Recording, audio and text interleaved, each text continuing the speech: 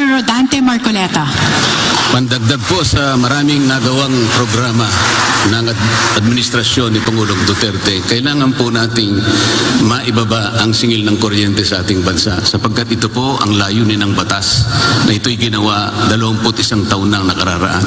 Ito po ay magbibigay ng sigla sa ating manufacturing sector na kung saan darami po ang trabaho at pag marami po ang trabaho ay maiibsan po ang kahirapan ng marami nating kababayan. Pagsisikapan din po natin na ayusin ang problema ng bumagsak na kalidad ng public education. Kailangan po nating ma-restructure yung K-12 curriculum. Ilagay po natin lahat dyan ang mga best practices ng mga bansang katulad ng Finland, ng Japan at ng Singapore sapagkat tayo ay namumuhunan sa mga kabataan ng ating bansa. Kagaya po ng sinabi kanina, kailangan nating palakasin ang productivity ng agriculture sector. Mayaman ang ating bansa, mayaman ang lupa, mahirap po ang magsasaka. Malawak ang karagatan, ngunit kailangan pa nating mag-importa ng isda.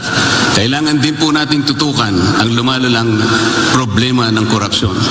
Ang Commission on Audit po ay kailangan gamitin natin para bantayan, ma-prevent ang korupsyon, hindi para mag-ulat lamang ng mga anomalya at pangangulimbat na ginagawa.